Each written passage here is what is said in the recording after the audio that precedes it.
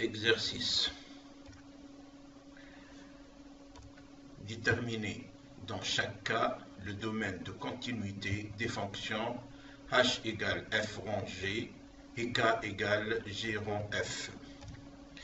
Premier cas, f de x égale racine de 4 moins x2 et g de x égale x plus 1 sur x moins 3. Deuxième cas, f de x égale racine de x et g de x égale sinus x. On commence par l'étude du premier cas. F de x égale racine de 4 moins x2.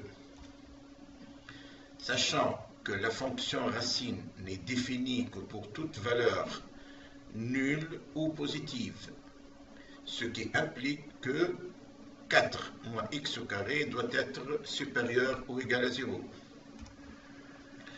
Regardons en fonction de x le signe de 4 moins x2. Les racines de 4 moins x2 sont plus ou moins 2.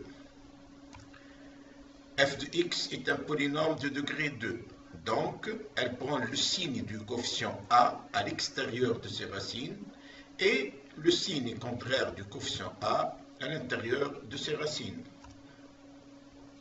Tableau de signes. Donc nous avons les valeurs de x pour lesquelles f de x s'annule, moins 2 et 2.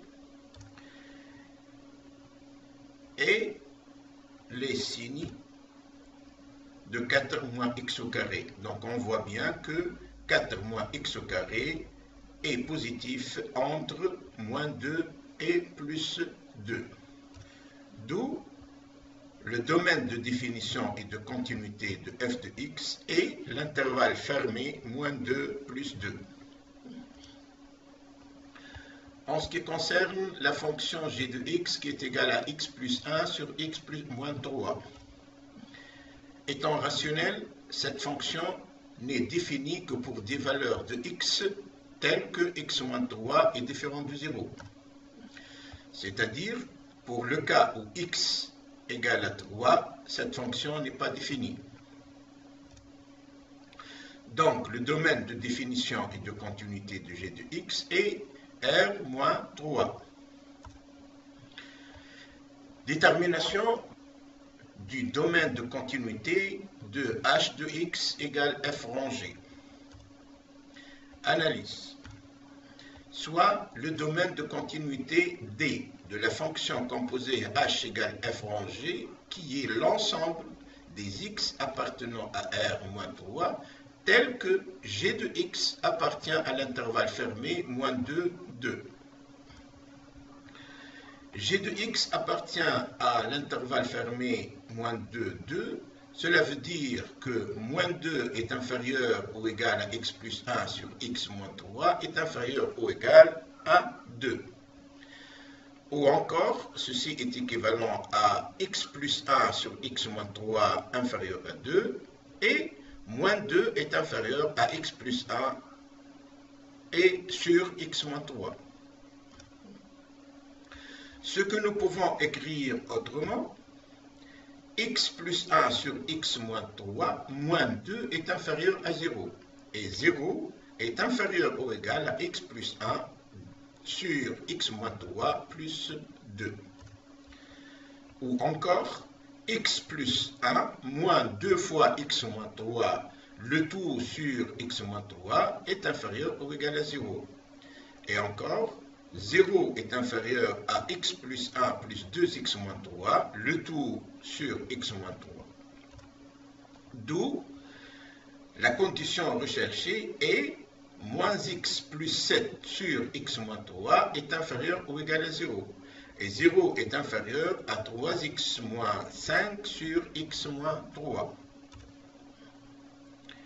Cette entité est nulle pour x égale à 7. Et celle-là est nulle pour x égale 5 tiers. Tableau des signes. Le tableau. Les valeurs spécifiques de x. les signes de moins x plus 7, suivant les intervalles. De même, les signes de x moins 3, les signes de 3x moins 5, et les signes du quotient moins x plus 7 sur x moins 3, et les signes de 3x moins 5 sur x moins 3. Donc, on voit bien que x plus 7 sur x moins 3 est négatif pour ces trois intervalles, et que 3x moins 5 sur x moins 3 est positif pour ces trois intervalles. Les deux cas qui nous concernent sont ce cas-là et ce cas-là. C'est-à-dire le domaine de définition et de continuité de h de x est égal à moins l'infini, 5 tiers, union 5 plus l'infini. Illustration graphique. Donc nous avons représenté sur ce graphique les fonctions f de x, g de x et h de x. On voit bien que h de x est défini pour toute valeur inférieure ou égale à 5 tiers et pour toute valeur de x supérieure ou égale à 7.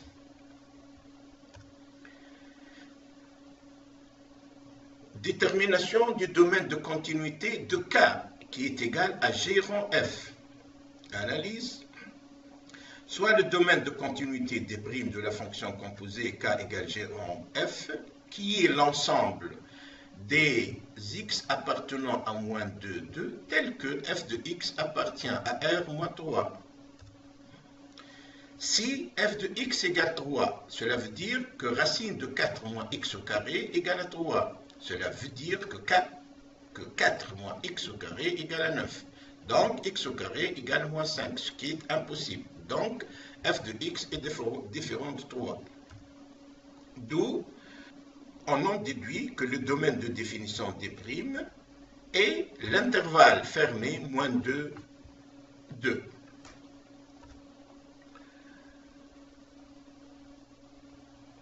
Donc, de même, on a représenté f de x, g de x et k de x, bon, k de x par h ici.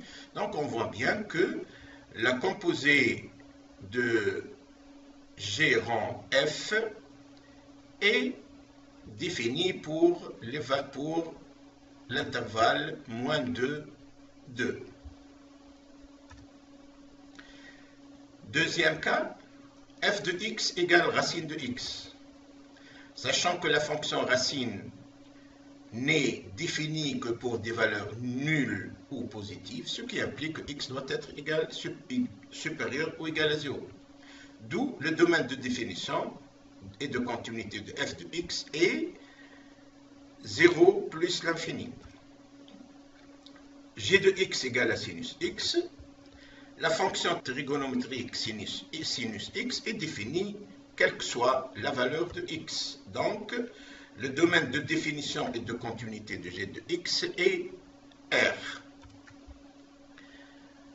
Détermination du domaine de continuité de la fonction h qui est égale f rond g. Analyse. Soit le domaine de continuité d de la fonction composée h égale f rond g qui est l'ensemble des x appartenant à R tel que g de x appartient à 0 plus l'infini. G de x supérieur ou égal à 0, cela veut dire que sinus x supérieur ou égal à 0, équivalent à x appartenant à l'intervalle 2k pi, pi plus 2k pi, avec k appartenant à z. D'où le domaine D est l'union des intervalles fermés 2k pi, pi plus 2k pi, avec k appartenant à z. Illustration graphique.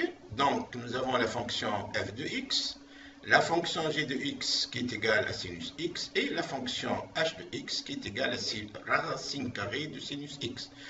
Donc, on voit bien que h de x qui est égal à racine carrée de sinus x est défini pour les intervalles égal à 2k pi plus 2k pi. Par exemple, pour k égale à 0, donc nous avons l'intervalle 0 pi. Pour k égale à 1, nous avons l'intervalle 2 pi, 3 pi. Détermination du domaine de continuité de k égale g rang f cette fois-ci.